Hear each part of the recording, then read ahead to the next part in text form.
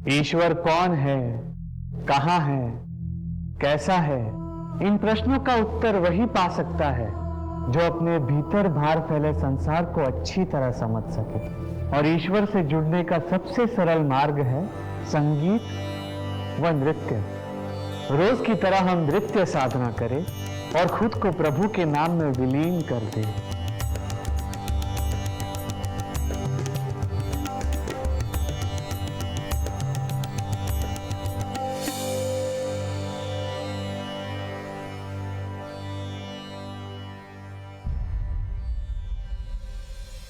ठहरिए। आपको ज्ञात नहीं, प्रभु ब्रह्मचारी इच्छानंद सरस्वती जी महाराज के विश्राम गृह के आसपास महिलाओं का प्रवेश निषेध है। मुझे बाबा जी से बात करनी है, एक बार बात करवा दीजिए। बाबा महिलाओं से अकेले नहीं मिलते। आपके साथ कोई पुरुष या सगा संबंधी आया है? बाबा जी। पाप मत करो। बोलिए, क्या परेशानी है आपकी?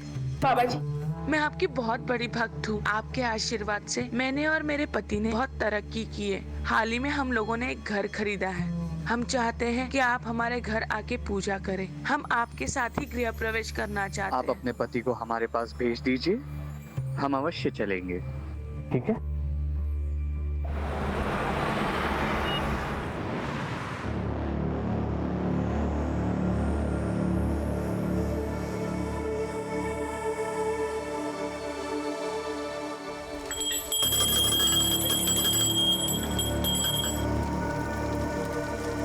पूजा संपन्न हुई।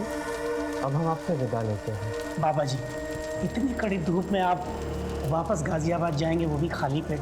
नहीं बाबा जी, मैंने आप सभी के लिए भोजन का इंतज़ाम किया है बाबा जी। बाबा जी, मैंने बिना प्याज लहसुन मसाले का खाना पकाया है, बिल्कुल सात्विक है।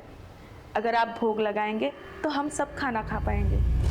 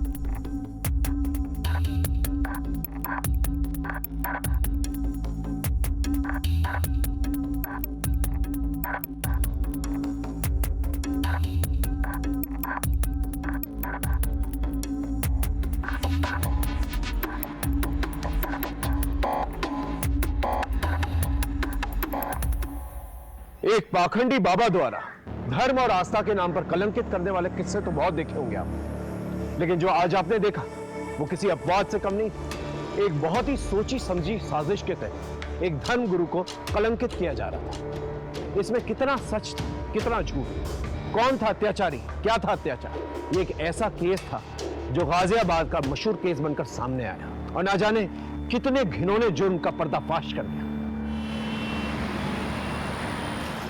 चेयरपर्सन मैडम, आपके हेल्प के लिए थैंक यू। मैं घर के बाहर तो एक लड़ाई जीत गई, लेकिन अपनों से हार गई हूँ। ऑफिस, गली, मोहल्ले, हर जगह उसकी वजह से नाक में दम हो गया है। मेरे माँ बाप, फ्रेंड्स, रिलेटिव कोई मेरे साथ नहीं है। मैं अकेली पड़ गई हूँ और सोचती हूँ कि मैं जिंदा क्यों हूँ।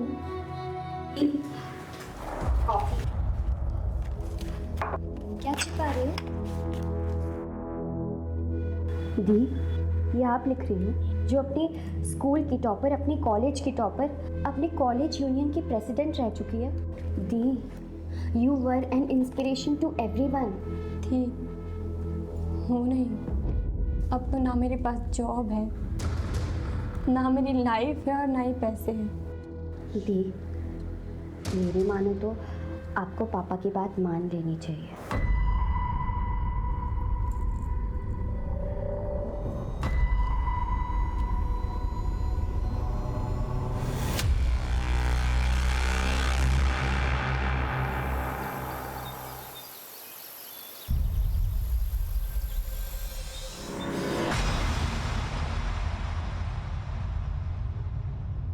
हटो मेरे रास्ते से।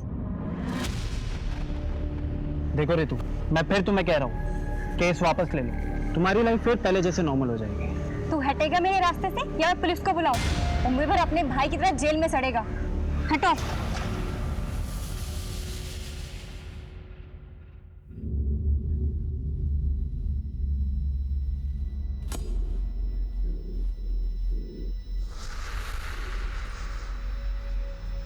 अब मेरे सामने ऐसे ब्रह्मचर्य का जाप करने से क्या होगा?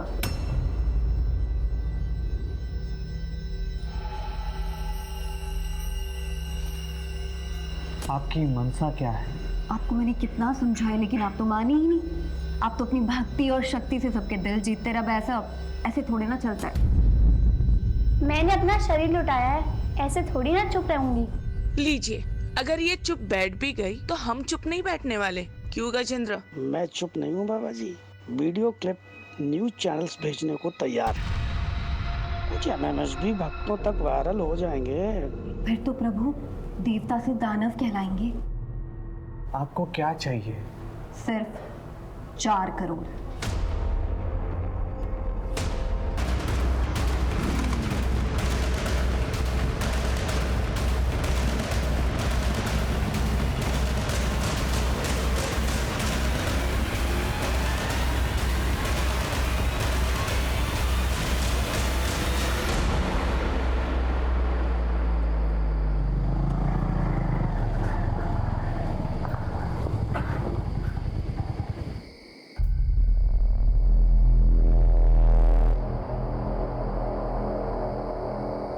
आप ना यहाँ पर रुको, मैं देख के आता हूँ।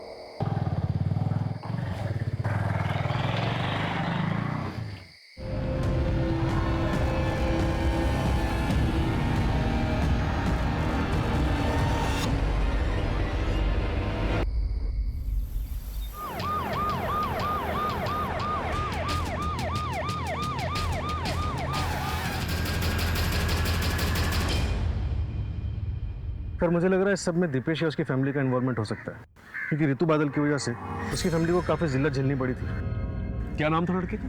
दीपेश तोमर सर। क्या हुआ? अभी भी जेल में। केस की सुनवाई हो चुकी है लेकिन केस का फैसला आना बाकी है। मोबाइल फोन या पर्स वगैरह कुछ मिला? No sir. बॉडी को पंचनामे के बाद पोस्टमार्टम के लिए भेज दो।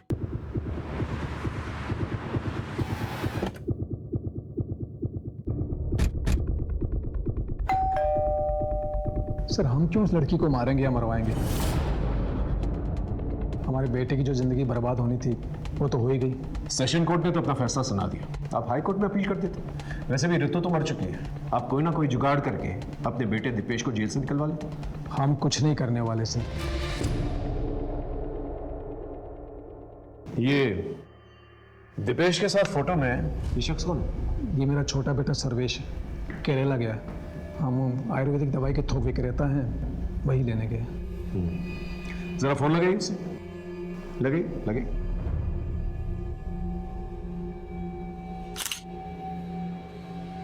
The number you are trying to call is currently switched off. Sir switch off. Switch off. एक काम करो, इनके फिंगरप्रिंट्स लो।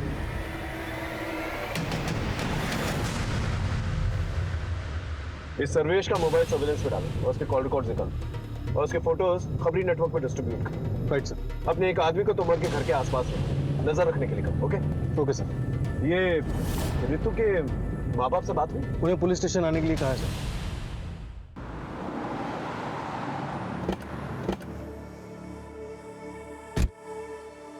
सर मेरी बेटी लड़ाई लड़ते लड़ते थक गई थी, फिर भी उसे किसी ने मार दिया।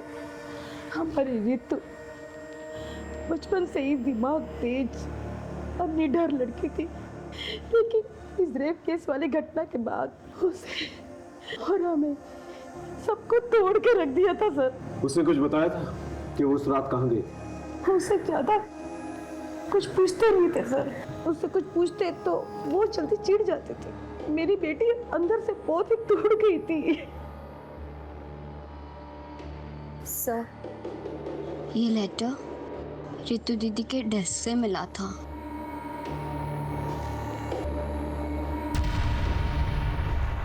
कहीं ऐसा तो नहीं कि बदनामी के डर से आप ही लोगों ने उसे मार दिया, मरवा दिया? ऐसा नहीं है सर, मुझे अपनी बेटी रितु से बहुत उम्मीदें थी। मैं अपनी उम्मीदें हार गया था, इसलिए सर मैं बहुत परेशान हो गया था। रितु की बेहतरी के लिए हमसे जो बन पड़ रहा था, जो कर सकते थे सर, हमने बहुत कोशिश की। माँ, मैं कैसे शादी करूँ? अभी मैं अपने पैरों पे भी खड़ी नहीं हुई हूँ। ना तो मेरे पास जॉब है, ना तो मेरे पास सेविंग्स और ना ही खुद का घर है। अब आप खुद बताओ, अगर मैं सेटल हो जाती हूँ और कल को मेरा डाइवोर्स हो जाता है तो कहाँ जाऊँगी, क्या करूँगी?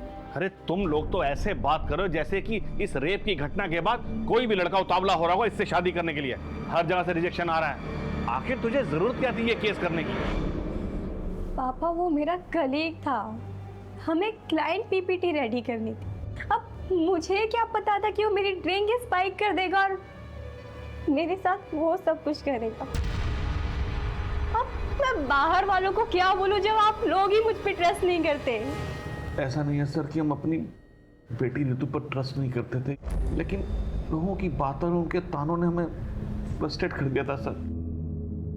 और जैसे जैसे ये केस की सुनवाई होती रही, मीडिया और सोशल ऑर्गेनाइजेशन ने उसकी लड़ाई को सराहा और इसके बाद रितु के मन में आत्मविश्वास फिर से जगने लगा था।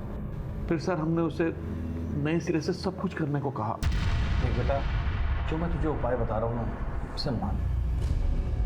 मैं किसी साधु संत के पास नहीं जाऊँ, पर किसी साइकेट्रिस्ट को तो कंसल्ट कर सकती है। I mean, किसी से भी कंसल्ट करो, पर करो, जाओ कहीं। उसके बाद वो कहाँ गई? सर फिर वो साइकेट्रिस्ट डॉक्टर रूपसी बसी से मिलने गई थी। सर, रितु के मर्डर में हम उसके फादर महेश बादल के हाथ को कंप्लीटली रूल आउट नहीं कर सकते। एक काम करो, इसके भी फिंगरप्रिंट्स मैच करके देखो और उसके कॉल रिकॉर्ड्स निकलवाओ। Right sir.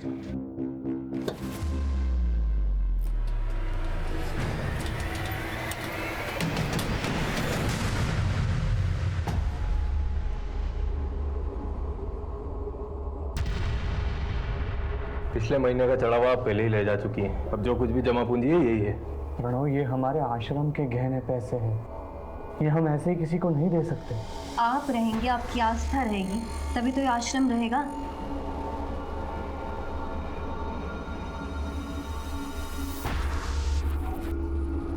कितने पैसे है ये? कुल 25 लाख। और बाकी के पैसे? इससे ज्यादा नहीं मिल सकता। बाबा के टट्टू, तुम ज्यादा मत बोलो। अगर आप पीछे की जमीन का एक छोटा सा हिस्सा बेच देंगे ना, तो किसी को कुछ पता नहीं चलेगा। खरीदार मैं लेकर आ जाऊंगी, आप बस जमीन के कागजात तैयार करवा दीजिए।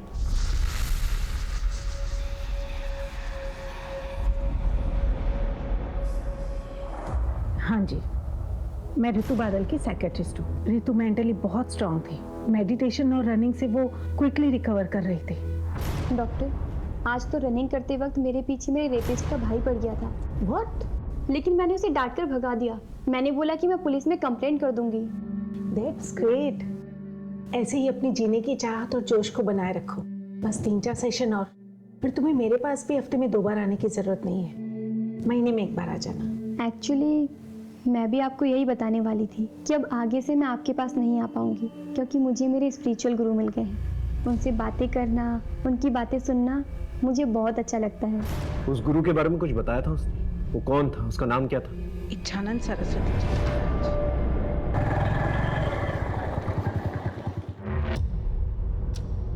जी। नीतू, नीतू, रितु,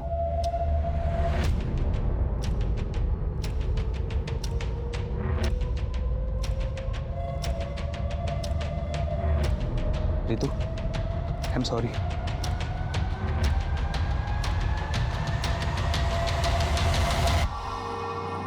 रितु, क्या हो भाई, फिर से कोई बुरा सपना देखा क्या? आप भूल क्यों नहीं जाते कि आप गाजियाबाद में नहीं हो, बल्कि अपने घर ऋषिकेश में हो?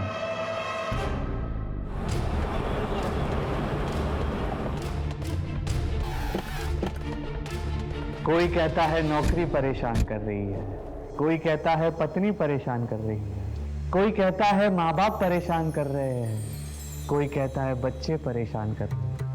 मेरा उन सब से एक ही जवाब है, अगर इतना परेशान कर रहे हैं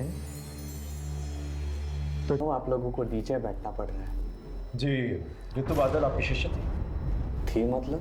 जी उसका मर्डर हो गया। ओम शांति।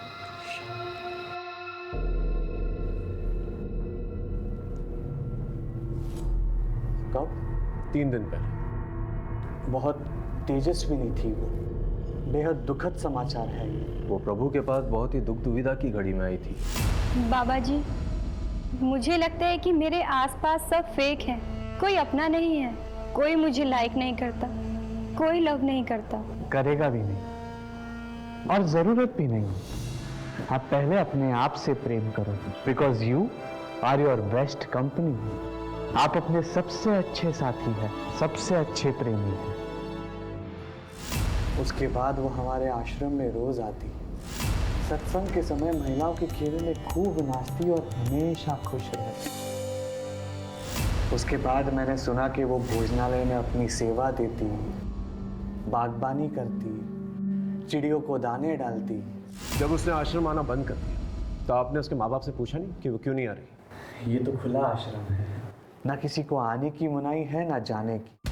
वैसे ऋतु बादल में आपने क्या खास नोटिस किया था? लोग कहते हैं कि आश्रम में आने के बाद वो हमेशा खुश रहती थी, जीवन को एक नए सिरे से अपना रही थी। ऐसे में उसकी हत्या हो जाना ये बहुत दुर्भाग्यवश है।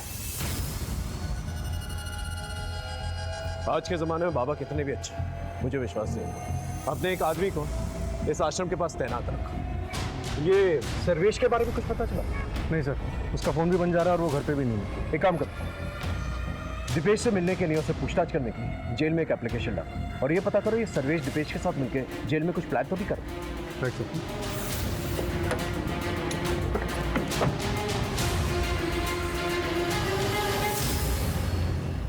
ये रही ऋतु बादल की पोस्टमार्टम रिपोर्ट। रिपोर्ट के हिसाब से मौत रात 11:30 से 1:30 के बीच में हुई और मौत गला दबाने की वजह से हुई। इसके अलावा कोई खास इन्फॉर्मेशन नहीं है। कॉल रिकॉर्ड्स में कोई सस्पिशियस?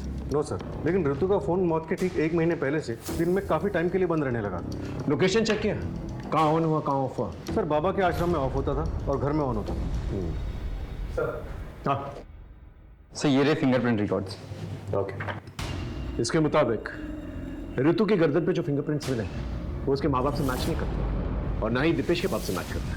या फिर शायद दीपेश के फरार भाई सर्वेश ने हत्या की। राम राम सर जी। आपका शक सही निकला था। दीपेश ने अपने भाई सर्वेश का हिस्ट्री शूटर अवनीश से कॉन्टेक्ट करवाया था। फिर तो सर अवनीश के अड्डे पर धावा बोलते हैं, क्योंकि अब जेल जाकर दीपेश से पूछताछ करने की जरूरत तो नहीं पड़ेगी। राइट।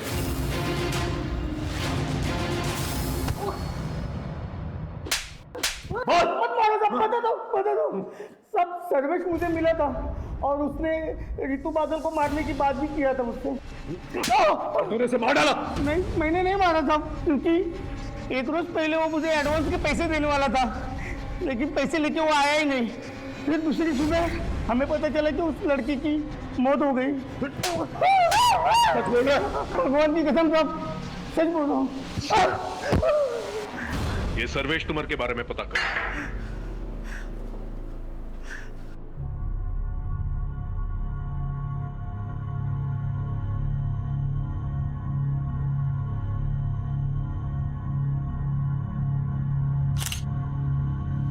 दिखा, अच्छी आई है ना? अच्छी आई है। ये देखो। नीतू जी, मैंने आपके बारे में न्यूज़पेपर में पढ़ा था। तो क्या सोचा तुमने? लड़की ने लड़के को फंसा लिया? नहीं नहीं, मैंने ऐसा नहीं सोचा। मतलब मैंने सोचा कि आपके अंदर इतनी हिम्मत कहाँ से आई। मतलब आपका रेप हुआ, उसके बाद आप सीधे हॉस्पिटल गई, उसके बाद आपने मेडिकल एग्जामिनेशन करवाया, फिर आप पुलिस स्टेशन गई, रिपोर्ट लिखवाई। क्योंकि मैं अगर पूरे प्रोसेस से नहीं जाती तो कहीं पकड़ा ही नहीं जाता। मतलब वो इतने बड़े बिजनेसमैन का बेटा, वो तो आप जानते ही हो। और आपको सेंस भी हो गया होगा कि वो कल जाकर आपको बदनाम तो करेगा ही, आपकी नौकरी भी चली जाएगी, आपके परिवार वाले आप पर सवाल भी उठाएंगे। यही तो प्रॉब्लम है। आज तक औरतें और लड़कियां यही सोच सोच कर अत्याचार सहते आ रही। पर अब नहीं। आखिर हमारे समाज में कभी ना कभी किसी ना किसी को तो कदम उठाना पड़ेगा। ये आपने सही कहा। वैसे मैं ना आपका बहुत बड़ा फ़ैन हूँ, मतलब आपको कभी भी मेरी ज़रूरत पड़े ना तो प्लीज़ आप मुझे बुलाइए।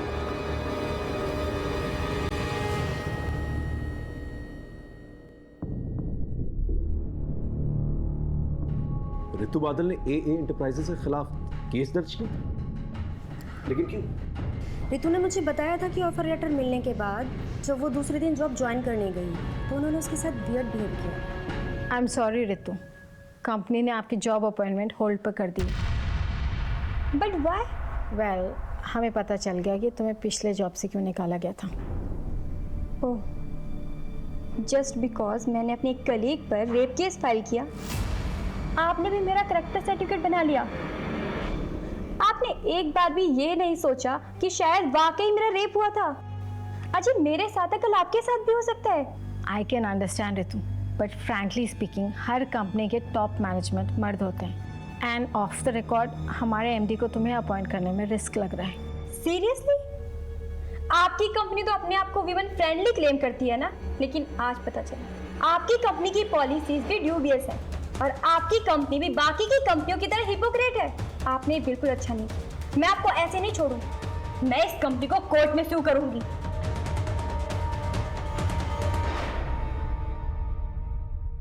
अब ऋतु रही नहीं है तो केस का कोई फायदा नहीं है। कंपनी ने एम्प्लॉय को भी निकाल दिया है। सर, हो सकता है कि उस एम्प्लॉय ने बदला लेने के लिए ऋतु का मर्डर कर दिया या फिर करवा दिया। उस एम्प्लॉय की डिटेल्स है आपके पास? ये उसका बायोडेटा। सोनल गुनात्रा। मेरी कंपनी ने मुझे सिर्फ एक पंचिंग बैग के जैसे यूज़ किया है। मेरे MD ने खुद एक पेपर लाके दिखाया था मुझे, जिसमें लिखा था कि ऋतु ने पिछली कंपनी पर एक रेप केस डाला। अब मुझसे उन्होंने कहा कि ऋतु को जॉब से बाहर निकाल दो। फिर बाद में जब ऋतु ने इस कंपनी पर केस डाला तो मेरे MD ने कंपनी की इमेज को साफ सुथरा रखने के लिए मुझे जॉब से बाहर निकाल दिया और कहा कि ऋतु को एम्प्लॉय करने का डिसीजन मेरा पर्सनल डिसीजन था, ना कि कंपनी का डिसीजन। आप 10 तारीख को रात को 11:30 बजे से 1:30 बजे के बीच में कहाँ थी? सर, मैं अपने PG में थी, गौतम नगर में। ठीक है, आप जा सकते। इसके स्टेटमेंट को क्रॉस चेक करो, देखो ये सच बोल रही है। ऋतु मर्डर केस में हमारे पास कोई ठोस सबूत नहीं था, लेकिन हमारे शक के दायरे में ऋतु के माँ बाप, रेपिस्ट दीपेश तुमर उसका बाप और उसका भाई सोनाल गुनात्रा और साथ ही साथ ब्रह्मचारी इच्छानंद सरस्वती का वो आश्रम था। क्योंकि हमारे पास कोई ठोस सबूत नहीं था, इसलिए हम किसी को अरेस्ट नहीं कर सकते थे। सर्वेश तोमर अभी भी लापता था, लेकिन यह पता लगाने के लिए कि उसने मर्डर किया है कि नहीं, हमने उसके पर्सनल टूथब्रश को फिंगरप्रिंट एनालिसिस के लिए भिजवा दिया था। और इसी बीच हमें एक लीड मिली। हेलो साइबर सेल, ऋतु बादल की इंफॉर्मेशन शेयर की थी मैंने, उसका कुछ पता चला? इंफॉर्मेशन करेक्ट है, थैंक यू सर। एक सुराग मिला है, ये देखिए। ऋतु बादल का सोशल मीडिया पे 2 अकाउंट्स हैं, एक ये और एक ये। एक नॉर्मल ऋतु बादल के नाम से और एक योगिनी ऋतु बादल के नाम से। तुम कहना क्या चाहते हो? सर, ये दोनों अकाउंट्स 2 अलग अलग नंबर से लिंक हैं। इसका मतलब ऋतु बादल ने अपने अंदर बदलाव महसूस किया, इसलिए उसने एक नया नंबर। सर, साइबर सेल से ये दूसरा नंबर मुझे जल्दी मिल जाएगा। इसके बाद मैं इसके कॉल डिटेल्स और इसकी लोकेशन डिटेल दोनों निकलवा दूँ। गुड। नमस्ते बाबा जी। ये लीजिए। परेशान ना बाबा जी, मैं सलोनी जी की कोई बात टाल नहीं सकता। जमीन पे कंट्रोल आपका ही रहेगा। मुझे लंदन हेड ऑफिस को नए नए इन्वेस्टमेंट दिखाने होते हैं, वो मैं दिखा दूंगा और इस तरह आपके पैसों की प्रॉब्लम भी सॉल्व हो जाएगी। और फिर जब आपके पास पैसे आ जाएंगे आप अपनी ज़मीन वापस ले लीजिएगा।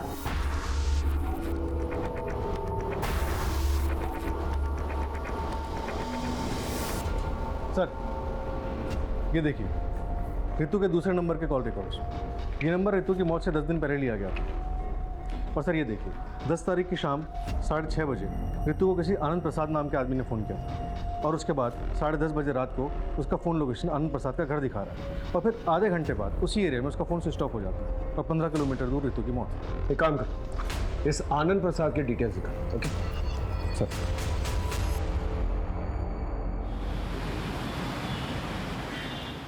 मिस्टर आनंद प्रसाद इस लड़की को जानते हैं?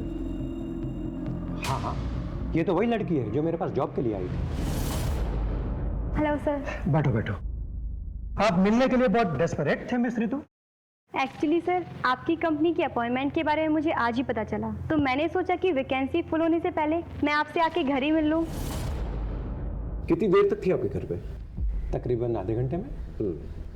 उसके तुरंत बाद उसका मोबाइल नेटवर्क ऑफ हो जाता है और उसके आधे घंटे की दूरी पे उसका मर्डर हो जाता है।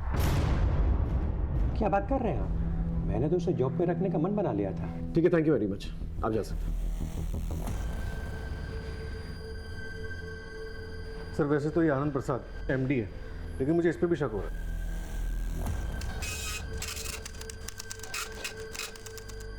मिस्टर आनंद प्रसाद, ये रहे आपके कॉल रिकॉर्ड्स। इसके मुताबिक आप बहुत यंग लड़कियों के संपर्क में थे। So what? Is there any problem? Yes there is. ये यंग लड़कियां सावली सलोनी आपको भेजा करती थी।